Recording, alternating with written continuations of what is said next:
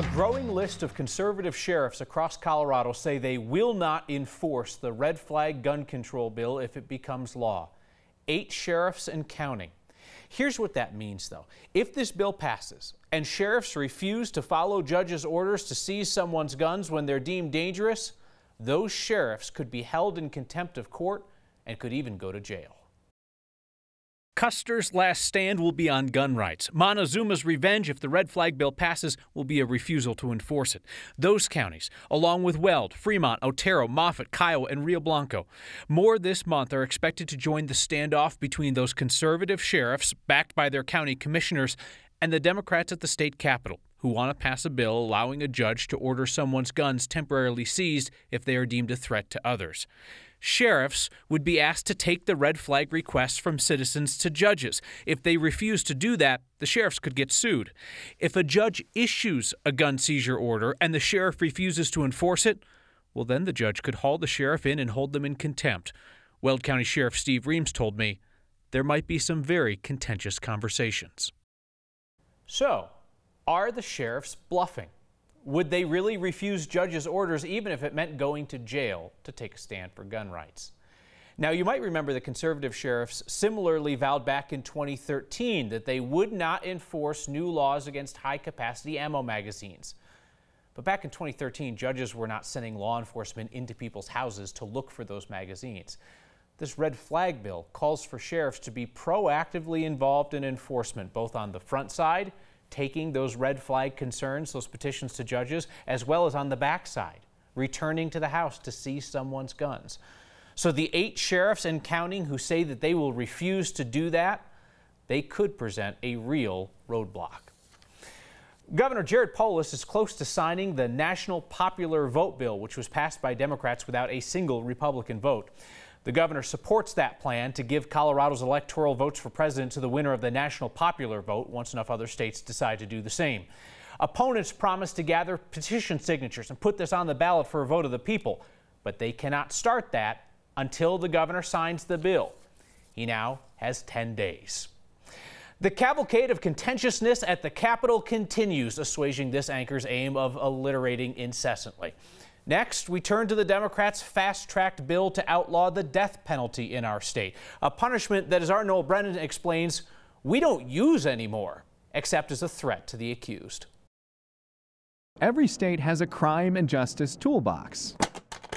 Inside is a tool used 1,493 times since 1976, the death penalty. Texas used it the most, 560 times in the past 42 years.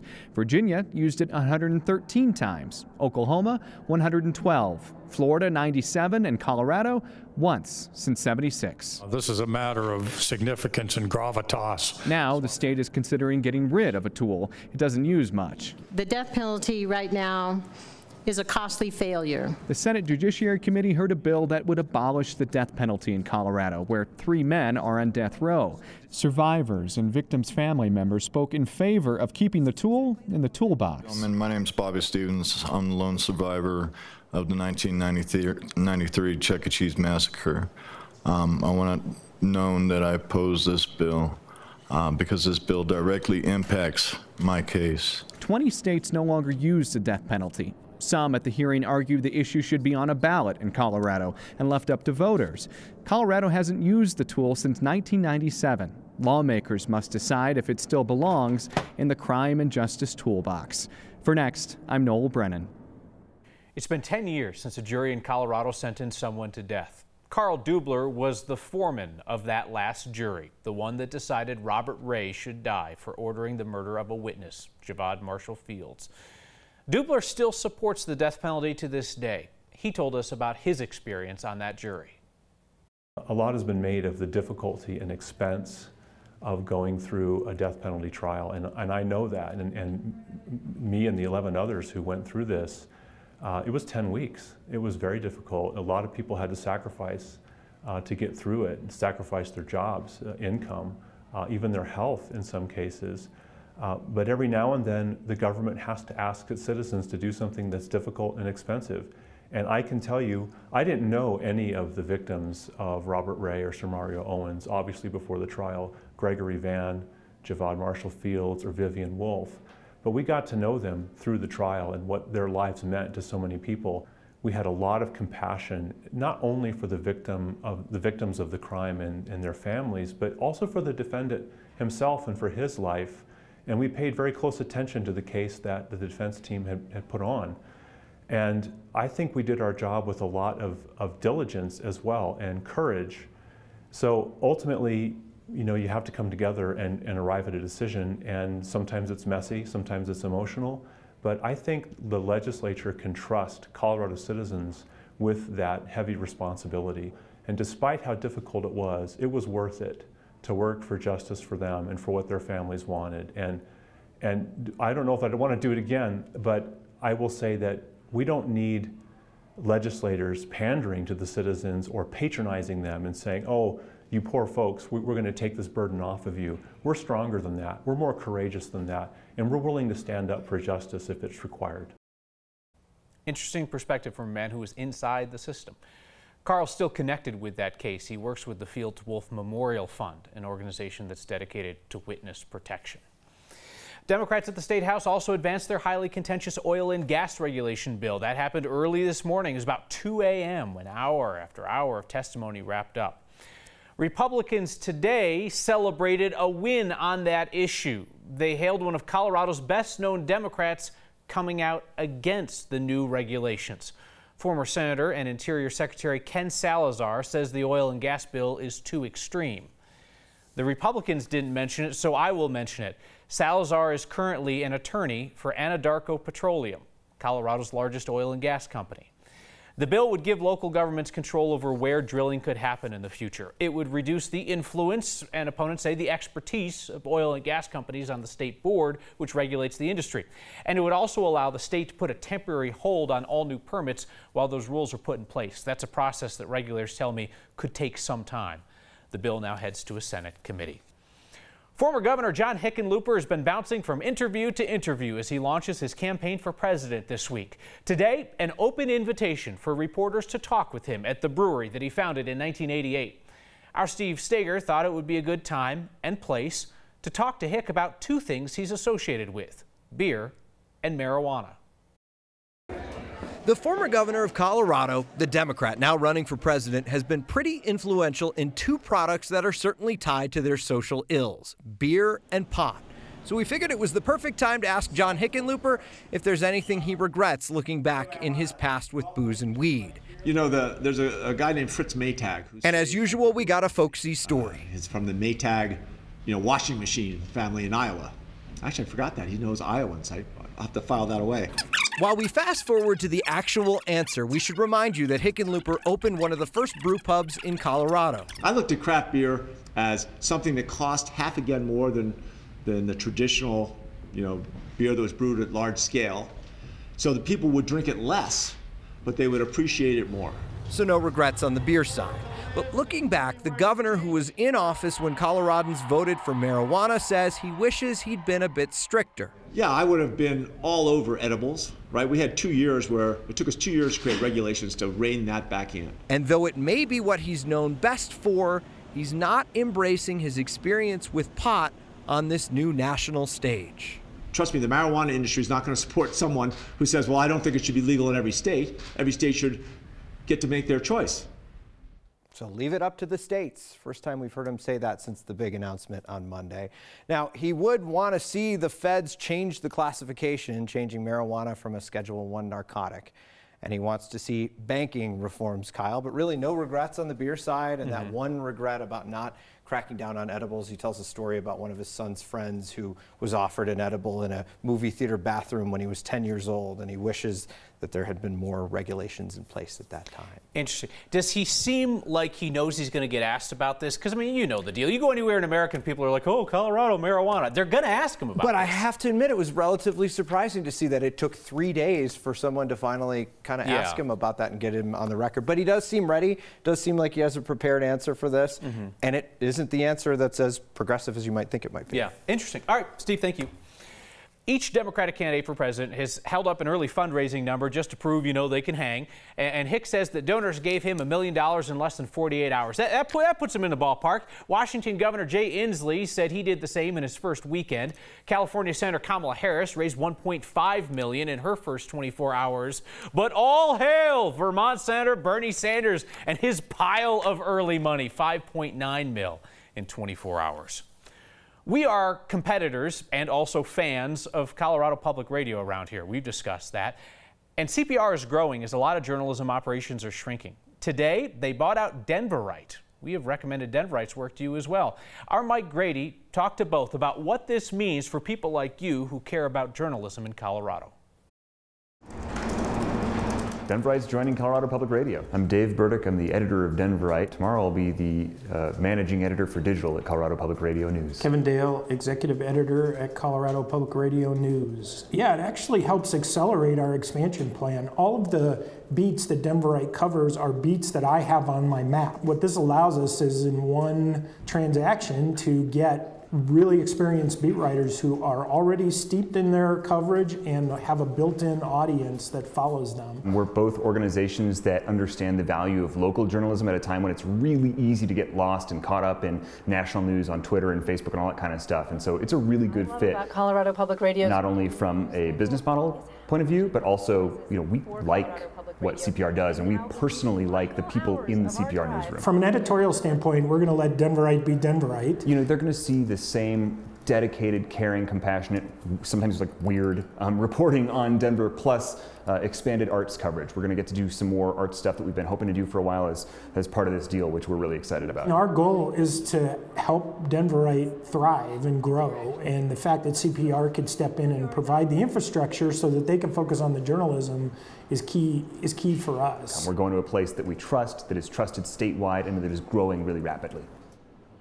CPR is getting the cash from the Gates Foundation and the Bonfils Stanton Foundation in order to bring Denverite on board. A pioneer among pioneers at DU. We remember a true original we met here on Next. You can't miss it. It's the big red barn on Parker Road, though we would miss it if someone didn't step in to save it. And the most Colorado thing we've seen today is a father on Ash Wednesday, right where you need him. Next.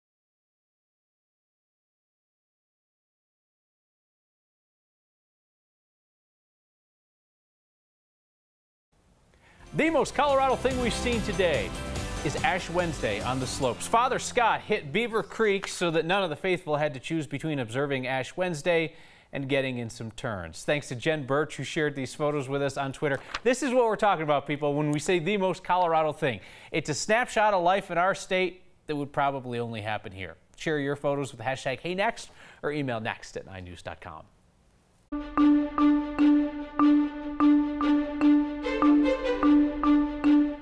Another round of heavy snow and wind for the high country. Those on I-70 tonight already feeling the effect of the latest storm. Avalanche danger increasing with an avalanche warning out for more heavy snow and wind tonight. Unstable snowpack. Down here, just enough moisture that we're going to see an isolated snow shower tonight, maybe a little freezing rain. Our high at DIA 36. We did manage low 40s downtown. We'll continue the slow warming trend here, but so much moisture coming in from the west that the mountains will continue to see heavy snow for the next 48 hours. Lower elevations trying to scour out some of that bad air from today, but it will be cloudy tonight with areas of fog and freezing drizzle and the potential for a brief snow shower later tonight. All the heavy weather's in the high country. In the winter storm warning area, another foot of snow.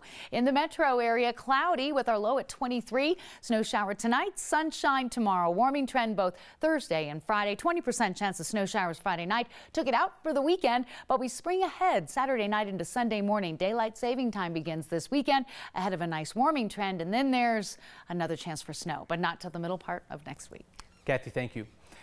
DU hockey has some history. 8 national championships. There's only one NCAA school with more. DU first hit the ice in 1949. Team of scrappy young hockey players, including a man just back from serving in the Navy. We learned that Norm Kask passed away this week, one of the last remaining players from that original team. Steve Steger remembers a man who played a whole different kind of hockey. Not very often do we get to witness our legacy, but Norman Cash got to see his legacy make national headlines. Born in 1925, he proudly served his country in the U.S. Navy. Then he proudly served his university as a member of the DU Pioneers' first hockey team. I wanted to play hockey, but I was a volunteer. He'd add titles on top of hockey player over the years: father, grandfather, great-grandfather, great-great-grandfather, architect, and Boy Scout leader.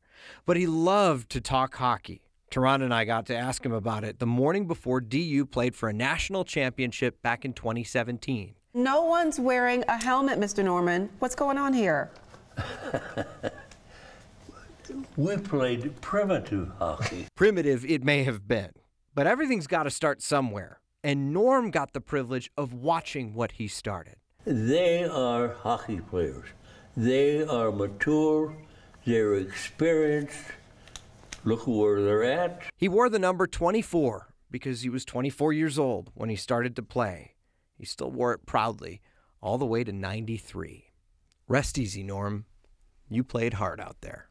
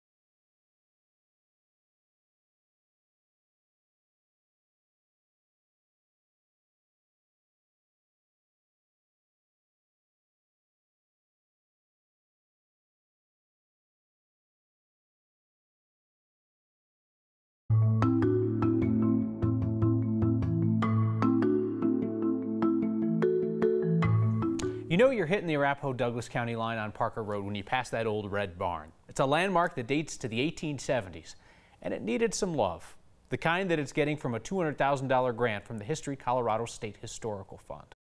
The 17-Mile House barn, it's very significant. It's an iconic piece in the landscape here along Parker Road, and it serves to tell the story of the land use history, and also tells the story of folks, there's common folks. So this historic site is different than some historic sites around Denver that show what the wealthy had. My name is Glenn Poole. I am the operations manager with Arapahoe County Open Space. The project will roughly take 5 to 6 months from start to finish. We're going to be pulling pieces of the barn apart, so you'll see a change in it. You'll be able to see into the skeleton of the building and see what the structure looks like underneath. Put a new coat of paint on the building and a new roof as well. So the 17-Mile House and the barn here are very popular sites for family photos, for senior pictures, for photographers to bring their clients.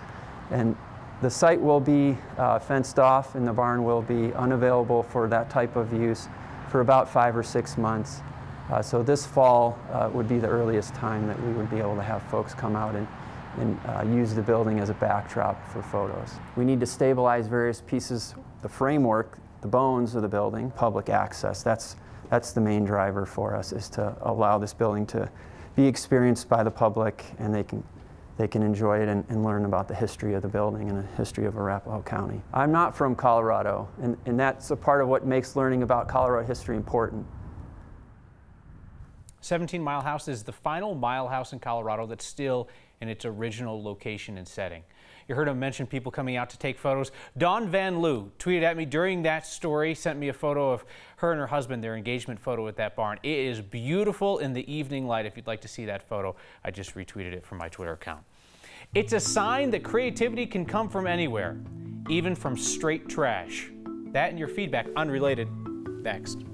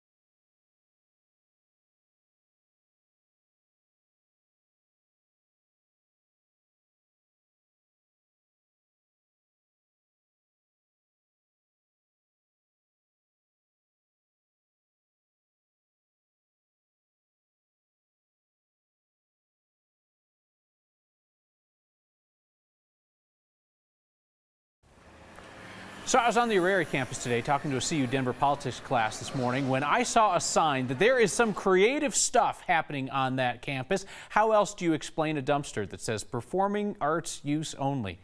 Young people these days, they are into some weird stuff, I'm telling you. Send us the signs that make you look twice. Give us a shout with the hashtag HeyNext or email next@9news.com.